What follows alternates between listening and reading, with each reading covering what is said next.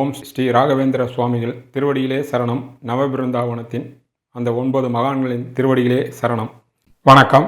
RK Dillibabu பேசுகின்றேன். உலகத் தமிழர் அனைவருக்கும் நீங்கள் அளித்து வருகின்ற மகத்தான ஆதரவுக்கும் அன்புக்கும் மிக்க நன்றி. இன்று நாம் பார்க்க இருப்பது ஜூலை மாத பலன்களை பார்க்க இருக்கின்றோம். வழக்கம்போல் நாம் ஒவ்வொரு வீட்டின் பலனாக சொல்வோம். நீங்கள் உங்களுடைய ராசிக்கும் பார்க்க வேண்டும். உங்களுடைய லக்னம் எதுவோ அதனுடைய ராசிக்கும் பார்த்தால்தான் நாம் சொல்கின்ற பலன்கள் உங்களுடைய வாழ்க்கையில் நிச்சயமாக ஒத்து வரும் என்பதை மீண்டும் உங்களுக்கு நினைவு கூறுகின்றோம். இப்பொழுது ஒவ்வொரு ராசியின் உண்டான பலன்களை நாம் இப்போது பார்க்கலாம். கன்னி ராசிக்கு ஜூலை மாத பலன்களை பார்க்கலாம். உங்கள் ராசிநாதன் ஆரம்பத்திலே 11 தர்ம கர்மாதி யோகத்துடன் உச்சகுருவுடன் சேர்ந்திருக்கின்றார். அதனால் இந்த மாதம் முழுமையாக மதிப்பு, மரியாதை, அந்தஸ்து, கௌரவம், பேர், புகழ் என்று ராசிநாதன் புதனுடைய சஞ்சாரத்தினால் சகல விதமான சௌபாகியங்களும் ஏற்படும்.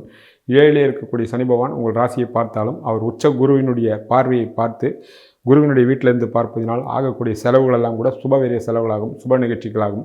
உங்கள் கனவுகளும் திட்டங்களும் நிறைவேறக்கூடிய வாய்ப்புகளாகத்தான் இந்த மாதம் கட்டாயம் இருக்கும் என்பது கன்னி ராசிக்காரர்களும் சரி, கன்னி லக்னத்துக்காரர்களுக்கும் சரி நிச்சயமாக பொருந்தும். 7ஆம் தேதிக்கு பிறகு ராசிநாதன் புதன் 10லே ஆட்சி பெறுவார். உடன் விரையாதிபதி சூரியன் இருந்தாலும் அவர் திக்பலத்தில் இருப்பதினால் புதனுக்கு வக்ரம் நிவர்த்தியாகி அவர் சொந்த வீட்டில் இருப்பதினால் 1ஆம் வீட்டு பலன் மிக பெரிய அளவிலே நிச்சயமாக கை கொடுக்கும். மாதம் முழுமையாக உங்களுடைய ராசிநாதன் சாதகமாக புதன் இருப்பதினால் நினைத்தது காரியம் அத்தனையும் நடக்கும். அதனால் மதிப்பு, மரியாதை, பேர், புகழ், ஈடுபட்டிருக்கின்ற துறையில் சகல விதமான சௌபாகியங்களும் வெற்றியும் நிச்சயமாக வரும் என்பது தெளிவு. நீங்கள் முழு மனதுடனும் புத்திசாலித்துடன் உழைத்தால் மிகப்பெரிய வெற்றி இந்த மாதம் காத்திருக்கிறது என்பதே 1ஆம் வீட்டு பலன் உங்களுக்கு மிக தெளிவாக சொல்கின்ற விஷயங்களாகும். உங்களுடைய ராசிக்கு 2 கூடியவர் சுக்கிரன். அவர் ஆரம்பத்திலே 11 தர்ம கர்மாதி யோகத்துடனும் உச்சகுருவுடன் சேர்ந்து இருப்பதனால் குடும்பத்தில் மகிழ்ச்சி, மிகப்பெரிய பொருளாதாரம், ஏற்றம் எல்லாம் அற்புதமாக இருக்கும். பொதுவாக கன்னிக்கு 11 குரு வந்திருப்பது மகத்தான யோகத்தை கொடுக்கக்கூடிய அமைப்பாகும். 2ஆம் வீட்டு அதிபதி 4ஆம் தேதிக்கு பிறகு 12 சஞ்சாரம் செய்வார் ராகு கேது சம்பந்தத்துடன். ஆனால் வீடு கொடுத்த கிரகம் சாதகமாக இருப்பதினால் பெரிய பாதிப்பு இருக்காது. இருந்தாலும் 9ல் இருக்கக்கூடிய செவ்வாய் 4ஆம் பார்வையாக பார்ப்பதினால் குடும்பத்தில் தேவையற்ற பிரச்சனைகள், தேவையற்ற விஷயங்கள் எல்லாம் இருக்கும். நீங்கள் கவனமாக சொல்லில் அமைதியாக இருக்க வேண்டும். உங்களுடைய பிரச்சனையை சொல்லில் தான். நீங்கள் எந்த அளவுக்கு அமைதியாகவும் அன்பான சொல்லை பயன்படுத்துகிறீர்களோ எந்த அளவும் பிரச்சனை இருக்காது. தான் வீட்டிற்கு 11 இருக்கின்ற காரணத்தினால் பொருளாதாரத்தில் பெரிய சங்கடங்கள்லாம் வராது. தேவையான பணங்கள் நிச்சயமாக வரும். ஆனால் குடும்பத்தில் பிரச்சனை உங்கள் சொல்லால் வரும் என்பதை நினைவில் கொள்ளுங்கள். எந்த காரணத்தை மட்டும் யாரிடத்திலும் அன்பாகவும் அமைதியாகவும் நீங்கள் பேசினால் எந்த விதமான பிரச்சனையும் உங்களுக்கும் வராது, உங்களுடைய குடும்பத்திலும் வராது. மாறாக நீங்கள் உணர்ச்சி வசப்பட்டோ கோபப்பட்டோ தகாத வார்த்தைகளை பேசினால் எல்லா விதமான சிக்கல்களும் மன அமைதியும் கெடும். ஆனால் குடும்பத்திலும் நிம்மதி கெடும் என்பதை மட்டும் நீங்கள் நினைவில் கொள்ள வேண்டும். உங்களுடைய ராசிக்கு 3 கூடியவர் செவ்வாய். அவர் 9லிருந்து நேரடியாக தான் வீட்டை பார்க்கின்றார். 11 உச்சமடைந்த குருபகவானும் 3ஆம் வீட்டை பார்ப்பதனால் இந்த மாதம் கன்னி ராசிக்காரர்களுக்கு 3ஆம் இடம் மிக பெரிய அளவிலே வலிமை பெறுகிறது. அதனால் உங்கள் தைரியம், வீரியம், எடுக்கின்ற முயற்சிகள் வெற்றி அத்தனையும் கை கொடுக்கும். இளைய சகோதரருடைய வாழ்வில் வளங்களும் வசந்தங்களும், அவருடைய வாழ்வில் வெற்றிகளும் கட்டாயம் உண்டாகும். அவர்கள் உங்களுக்கு பக்கபலமாக இருப்பார்கள். பயணங்கள் உண்டாகும். எடுக்கின்ற காரியங்கள் மிக பெரிய அளவு வெற்றி உண்டாகும். பலருக்கு விஐபிகளுடைய தொடர்பும் தூரதேசத்து பயணங்களும் உண்டாகும். எதுவாக இருந்தாலும் கடந்த காலத்தில் தோல்வியடைந்த விஷயங்களெல்லாம் இந்த காலத்தில், இந்த மாதத்தில் மிக பெரிய வெற்றியை நோக்கி உங்களுடைய பயணங்கள் செல்லும். அதை நீங்கள் சரியான முறையில் கட்டாயம் பயன்படுத்தி கொள்ளலாம். உங்களுடைய ராசிக்கு 4 கூடியவர் குரு பகவான். அவர் தான் வீட்டிற்கு 8லே மறைந்தாலும் உச்சபலத்துடன் இருக்கின்றார். 7ஆம் தேதிக்கு பிறகு 4ஆம் வீட்டுக்கு தர்ம கர்மதிகளான புதனும் சூரியனும் உங்களுடைய ராசிக்கு ராசிநாதனும் 10 கூடியவரும் 12 கூடிய சூரியனும் நேராக 4ஆம் வீட்டை பார்ப்பதினாலும் 4ஆம் வீட்டு அதிபதி சாதகமாக இருப்பதினால் 4ஆம் வீடும் வலிமையடைகின்றது. படிக்கின்ற மாணவ மாணவிகள் கல்வியில் சாதனை புரியலாம். தாயாரின் மூலமாக லாபங்களும், ஒரு சிலருக்கு சொத்து சுகங்களும் வரும். தாயாருடைய உடல்நிலை அற்புதமாக இருக்கும். புதிய வீடு, வண்டி, வாசல், வாகனங்கள் வாங்கக்கூடியதோ அல்லது குடியிருப்பு மாற்றங்களுக்கு வாய்ப்புகள் உண்டாகலாம். 4ஆம் வீட்டின் மூலமாக எந்தெந்த சுக அனுபவங்கள் இருக்கிறதோ அத்தனையும் அவரவர் வயதிற்கும் ஈடுபட்டிருக்கின்ற துறைக்கும் சொந்த ஜாதகத்தின் தசாபுத்தியின் அடிப்படையில் அற்புதமாக இருக்கும். பலருக்கு மிகப்பெரிய அதிர்ஷ்டங்கள் ஏதோ ஒரு வகையில் கட்டாயம் காத்திருக்கிறது என்பதே உண்மையாகும். அதற்கு புதனும் 4ஆம் வீட்டு அதிபதியும் குருவும் உச்சமடைந்து இருப்பதே முக்கிய காரணமாக அமையும். சரியான முறையில் நீங்கள் உடல் நலம் மட்டும் இல்லாமல், கல்வி மட்டும் இல்லாமல், வீடு, வண்டி, வாசல், வாகனங்கள், சொத்து சுகங்கள், பட்டம், பதவி, இன்ப சுற்றுலா போன்ற பலவிதமான நல்ல விஷயங்கள் நிச்சயமாக நடப்பதற்கு வாய்ப்புகள் கூடுதலாக உள்ளன. ராசிக்கு 5 கூடியவர் சனி. புதன், சுக்கிரன், குரு அனைவரும் ஆரம்பத்தில் 5ஆம் வீட்டை பார்ப்பதினாலும் குரு 5ஆம் வீட்டு அதிபதி சனியை பார்ப்பதினாலும் பழம் நழுவி பாலில் விழுந்த கதையாக உங்கள் கனவுகளும் திட்டங்களும் நிறைவேறும். உங்களுடைய பிள்ளைகளுடைய வாழ்க்கையிலும் அவரவர் வயதிற்கேற்றாற்போல் மிக பெரிய அளவு வளர்ச்சியும் சாதனை புரியக்கூடிய வாய்ப்புகளும் மிக மிக பிரமாதமாக அமையும். உங்கள் நீண்ட நாட்களாக நடக்க இருந்த நீங்கள் உங்களுடைய திட்டங்களெல்லாம் தள்ளி போட்டுக்கொண்டே வந்தீர்கள் அல்லது தள்ளி நின்றது. அது அத்தனைமான விஷயங்களும் உங்களுடைய குழந்தைகளுக்கு வயதிற்கேற்றார்கள் படிப்பு, திருமணம், குழந்தை பாக்கியம், பொருளாதார உயர்வு, நோய் நொடி இருந்தால் அதிலிருந்து மீள்வது போன்ற எல்லா விதமான நல்ல விஷயங்கள் நடக்கும். அதே வேளையில் பிள்ளைகள் கடன்களும் ஏற்படும். அந்த கடன்கள் அத்தனையும் நீங்கள் சுப கடன்களாக எடுத்துக்கொள்ளலாம். பிள்ளைகள் படிப்புக்காக, வேலைக்காகவோ, வெளியூர்களுக்கோ, வெளி மாநிலத்துக்கோ, வெளிநாடுகளுக்கோ செல்லக்கூடிய வாய்ப்புகளும் உண்டாகலாம். நீங்களும் தாராளமாக அனுப்பி வைக்கலாம். பலருக்கு இந்த காலகட்டத்தில் பெண்களுக்கு நிச்சயமாக குழந்தை பாக்கியம் பூரணமான அற்புதமான முறையில் குழந்தை பாக்கியம் உண்டு. பெண்கள் கருத்தரிக்கக்கூடிய வாய்ப்புகளும் அற்புதமாக அமையும்.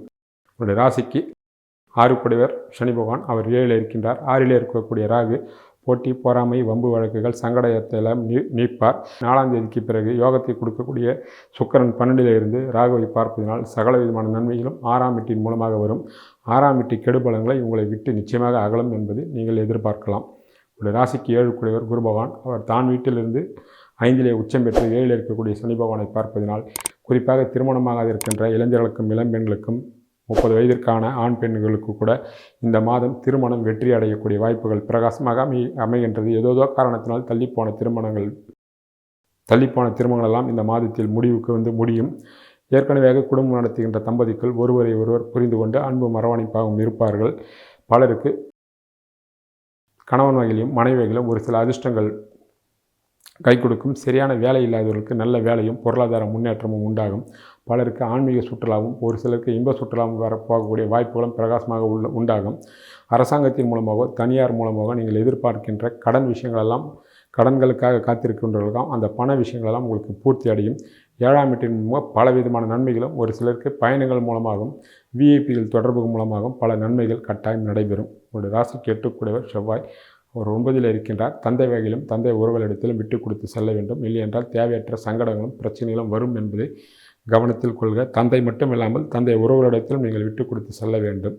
உங்களுடைய ராசிக்கு 9 கூடியவர் சுக்கிரன், ஆரம்பத்தில் அவர் 11 பிறகும் அவர் 12 இருக்கின்றார். 9 இருக்கக்கூடிய செவ்வாய் தந்தை வகையில் ஒரு சில சங்கடங்களை கொடுப்பார். சனியினுடைய பார்வையும் அதற்கு ஒரு காரணம். 9ஆம் வீட்டதிபதி 12 இருந்து ராகுக்கு அது சம்பந்தப்பட்டு இருப்பது மற்றொரு காரணம். ஆக தந்தையரிடத்திலும் சகோதர வகையிலும் நீங்கள் விட்டு கொடுத்து செல்ல வேண்டும்.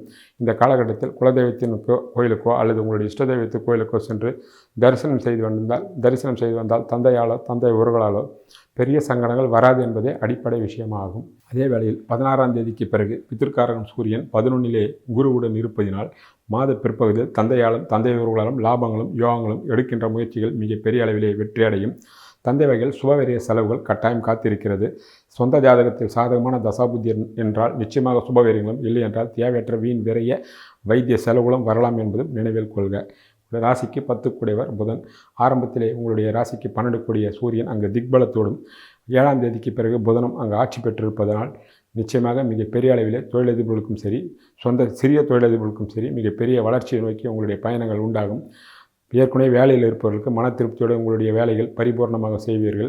நல்ல வேலை தேடிக்கொண்டு இருப்பவர்களுக்கும் வேலை அமையும். பலருக்கு வெளியூர்களுக்கும் வெளிநாடுகளுக்கும் செல்லக்கூடிய வாய்ப்புகள் உண்டாகும். தாராளமாக நீங்கள் செல்லலாம். அங்கே உங்களுக்கு பலவிதமான ஏற்றங்களும் முன்னேற்றங்களும் கட்டாயம் காத்திருக்கிறது. பலர் புதிய சொத்து சுகங்களை வாங்கக்கூடிய வாய்ப்புகளும் உண்டாகும். அதன் மூலமாக உங்களுடைய வாழ்க்கை தரம் உயர்வதற்கும் இந்த மாதத்தில் பலவிதமான நிகழ்ச்சிகள் நடப்பதற்கும் வாய்ப்புகள் உள்ளன. உங்களுடைய ராசிக்கு 11 கூடியவர் சந்திரன், 11 குரு புதன் சுக்கிரன் இருப்பதினால் மிகப்பெரிய வெற்றியும் லாபங்களும், மூத்த சகோதரர்கள் வகையிலும் பலவிதமான லாபங்களும் அதிர்ஷ்டங்களும் ஏதோ ஒரு வகையில் உங்களை தழுவிக்கொள்ளும். சகோதரர்கள் இருந்தால் அண்ணன் அக்காவினுடைய வாழ்க்கையில் வளங்களும் வசந்தங்களும் அவர்களுடைய முழு ஒத்துழைப்பும் நிச்சயமாக உண்டாகும். ஒரு சிலருக்கு கணவன் வகையிலும் பிள்ளைகள் வகையிலும் அதிர்ஷ்டங்கள் வருவதற்கும் கூடுதலான வாய்ப்புகள் கட்டாயம் உள்ளது என்பது தெளிவு. ஆக இந்த மாதம் கன்னி ராசிக்காரருக்கும் சரி, கன்னிகா லக்னத்துக்காருக்கும் சரி 11 சஞ்சரிக்கக்கூடிய கிரகங்களால் மிகப்பெரிய ஏற்றமும் முன்னேற்றமும் லாபங்களும் வெற்றியும் கட்டாயம் உண்டாகும். பிரிந்திருந்த கணவன் மனைகளும் ஒன்று சேர்வார்கள். எதிர்பார்த்து நீங்கள் நீண்ட நாட்களாக உழைத்து அந்த வெற்றிக்குண்டான செய்தியும் இந்த இனிமையான செய்தியாகவும் உங்களுடைய காதுகளுக்கு வரக்கூடிய வாய்ப்புகளும் இந்த மாதம் உண்டாகும். ராசிக்கு 12 கூடியவர் சூரியன், அவர் ஆரம்பத்திலே 10 பெரும் 11 இருக்கின்றார். 12 கேது 4ஆம் தேதிக்கு பிறகு சுக்கிரனும் இருப்பதனால் உங்களுக்கு ஆகக்கூடிய செலவுகளெல்லாம் குடும்ப செலவுக்காகவும் ஆன்மீக செலவுகளுக்காகவும் தூரதேச பயணங்களுக்காக அமையும். உங்கள் தகப்பனாருக்கும் சுபவெரிய செலவுகள் கட்டாயம் காத்திருக்கிறது என்பதே அடிப்படை விஷயமாகும். ஆக கன்னிராசிக்காரர்களுக்கு இந்த மாதம் முழுமையாக யோகமும் வெற்றியும் லாபமும் உண்டு. ஆனால் குடும்ப விஷயத்திலும் பொருளாதார விஷயத்திலும் சிக்கனத்தையும், வார்த்தையில் பிரயோகத்தை சிக்கனத்தையும் அன்பையும் கடைபிடித்தால் எந்த விதமான பிரச்சனையும் இல்லாமல் மிகப்பெரிய வெற்றியை நீங்கள் நிச்சயமாக அடையலாம். இந்த மாதத்திற்குண்டான தெய்வ வழிபாட்டினை பார்க்கலாம். அருகாமையில் உள்ள சிவா விஷ்ணு ஆலயங்களுக்கு சென்று காலையோ மாலையோ நேரம் கிடைக்கும்போது நெய் தீபம் ஏற்றலாம்.